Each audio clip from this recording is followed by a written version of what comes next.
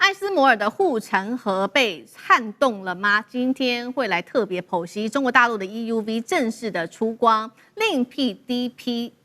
LDP 的光源的路线，还用氦气来反击日本。美日封锁第一道防线，难道真的被突破了吗？欢迎观众朋友跟我们留言一起来做互动。如果您认为大陆的 EUV 出来会撼动艾斯摩尔的话，留言写1；如果您认为这时间还很难说，还早的话，留言写2，跟我们一起来做讨论。这场美中晶片战现在进入了最关键的时刻。过去大家知道，美国联手，不管是荷兰或者是日本，一起去卡关中国大陆获得 EUV， 免得中国可以持续的往5奈米、3奈米的制程去推进，卡住它的 AI 晶片战。现在最新消息，大陆没想到很快速的立刻有了最新突破。来自于路透社的最新报道，发现了在深圳首台的 EUV 曝光机的原型机正式的出光了，成功可以生产出13.5奈米波长的极紫外光。外界比较震撼的事情是，中国开始突破了 EUV 现在最核心，也就是我们今天可以来特别讨论的艾斯摩尔长期垄断的技术，就是光源了。我们先来看到艾斯摩尔用了什么技术，再来看到中国大陆又是用了什么跟艾斯摩尔完全不同体系的一个技术。艾斯摩尔采用的是 LPP 的一个路线，利用高功率的这种雷射持续的轰击洗涤产出 EUV 的电浆体。好，再来看到中国大陆的团队研发出的跟艾斯摩尔完全不一样的，它是 LDP 的技术，使用的是雷射诱导放电电浆，具备系统的体积比较小、功耗更低等等的优势哦。这些比较细节的部分，等一下请上这个来帮我们解释一下。其实针对这个计划，中国大陆这一次一共是投入了400亿美元的资金，打造了自主半导体链。那么中国同时呢，来自于路透社的揭露，在深圳打造的这个叫做中国版本的曼哈顿半导体工程。同样的，它另外一手是继续的延揽具有艾斯摩尔工程背景的工程师，希望在 AI 的晶片战上面呢追赶西方。我们先来看到中国大陆首台的这个 EUV 的原型机正式的曝光，跟艾斯摩尔走的是完全不一样的路线。这一次真的是撕开了美国的晶片封锁，可不可以这样解读？上这个怎么看？好，首先中国大陆能不能做出光刻机，尤其是 EUV 极紫外线光刻机，这个是全世界非常非常关注哦，它影响整个全世界的科技半导体的产业的部分的未来的发展的格局，而且甚至应该说是中美2大国的科技对抗当中最顶级的这个等同的国安机密哦。那其实这个消息怎么会被路透社讲出来呢？其实最大的关键，其实路透社因为这个大陆能不能做光刻机的任何的东西，特别是紫外线，任何，因为我们知道还有光照啊，还有什么各式各样的技术，那个光刻胶，所以都在掌握情报信息。结果路透社就发现说，华为竟然要在2026年的第3季，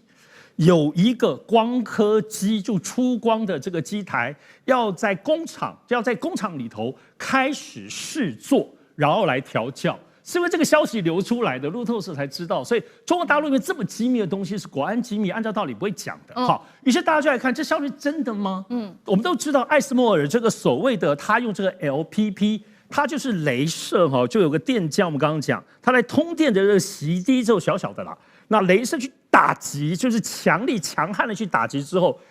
撞击出这个电浆产生的这个极紫外线，而且是要带特定的波长。特定的这个奈米的这个级数一直控制，所以这个当然研发很久。好，我们现在看到中国大陆这个 LDP 技术，你觉得它是吹牛没有？这是哈尔滨工业大学3年前的论文。就3年前论文当中已经讲很清楚，说他们做法其实不一样，因为要知道中国大陆做光刻机要绕开所有的这些欧美全部这个专利，不知道有几百个、几千个专利哈，所以他们的做法是，虽然是同样是雷射。可是这里头他们是把电浆这个洗当中通电，所以他们的电浆跟先前那个没有通电的这个艾斯摩尔是不一样。在通电当中来讲，雷射等于是有点像双向奔赴。先前我打你，我硬把你打出极紫外线，那这个就是有点雷射跟这个放电的电浆双向奔赴产生出的这个同样具备这个13.5奈米的这个部分的极紫外线，所以它就完全不同的理论系统，然后它的这个工艺技术要做出机器也不一样，所以这里头但没想到哇，3年内就做出来了。好，至少在这个消息当中，其实当然现在这个消息出来之后，全世界关注，很多人就说，哎呀，首先第一个你还没有出光片嘛，出这个晶片，而且你要知道，你不是有光刻啊。我们都知道台积电它底下的那个机台载台，因为它光刻这样吱咕吱咕1秒钟要打几千发，所以你这个机台的速度移动，还有它的稳定性、校准精度，你也还要底下这个东西，但它还没有，不知道有没有啦，但至少这次没有宣布。而且现在这个很多的零件，我们都知道，这里头还有包括像光照的检测、光阻剂，大陆有光阻剂对吧？但灵敏度怎么样？极紫外线很不同的，另外还有个木系的反射镜。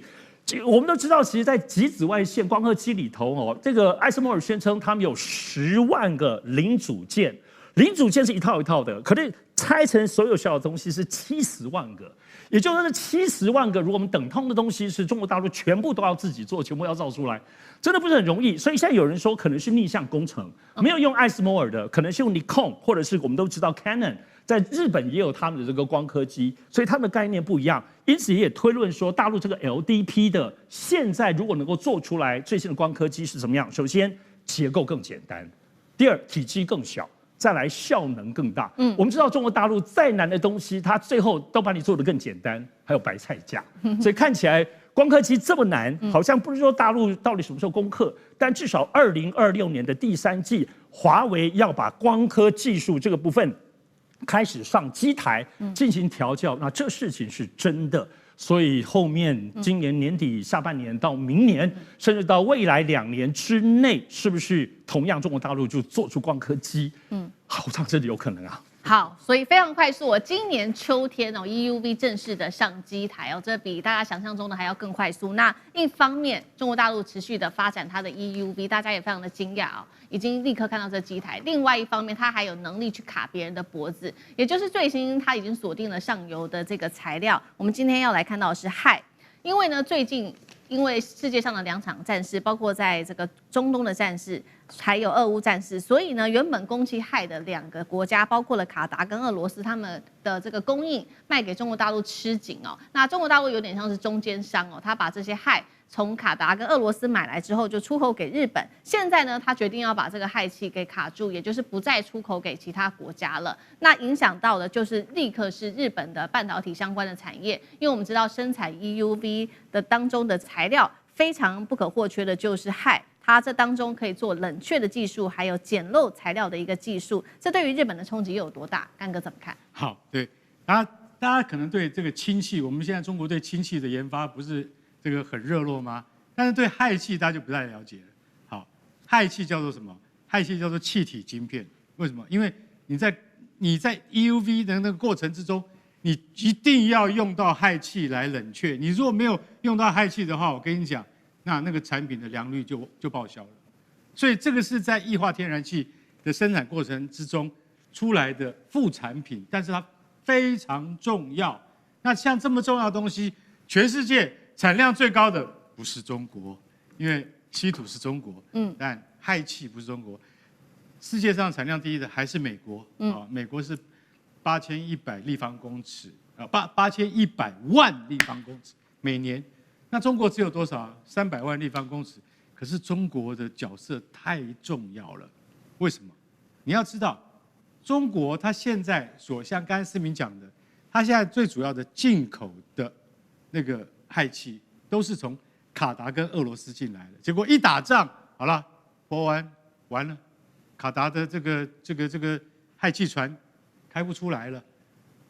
马上就停产了。你知道停产有多严重？因为卡达占有全世界产量33%，有那么多。再来就是俄罗斯，俄罗斯也说我不出口了，为什么？因为国际条约的关系，最近他也不出口。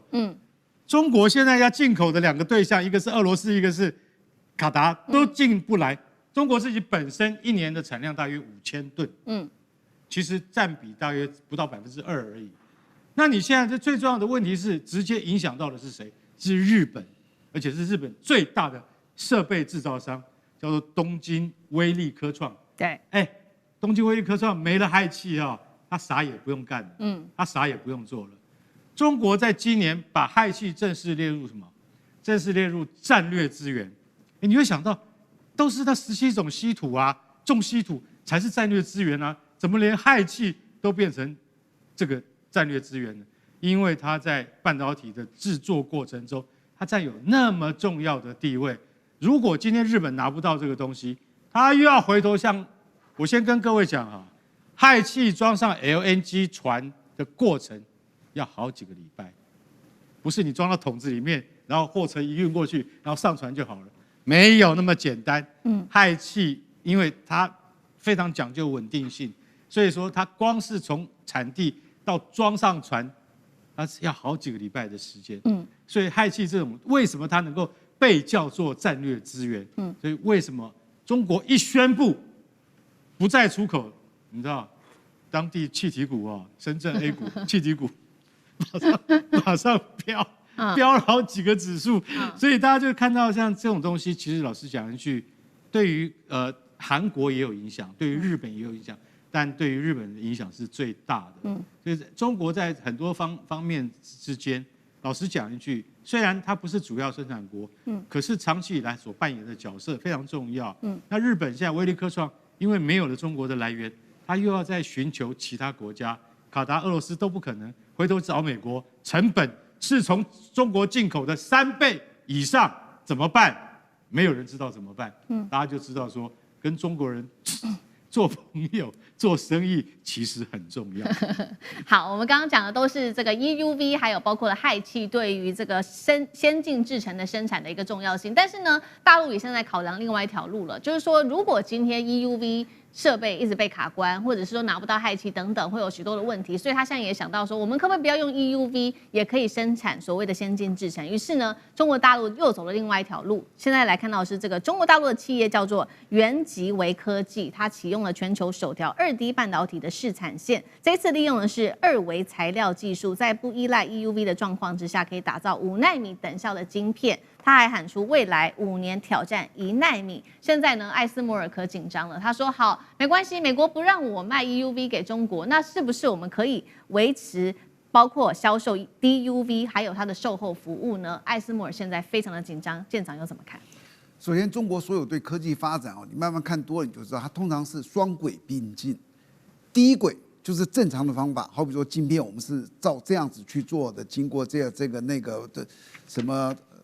那个什么 EUV、DUV 的光刻机这是一种正常的方法。我依据这个全世界的这科技，我慢慢在后面追。还有一个方法就是，他找一个不同的材质、不同的手段，就是我能不能够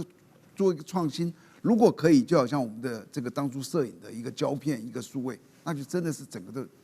推翻这个技术了。那这一次他提出的这个2维材料不是他现在想到，他已经想了很久了。就好像涛定律，那是已经真是10几年的这个研发的结果，多少人在那个投入的。2维材料也是一样，2维材料跟传统的晶片的3维材料，它就是更薄、更柔、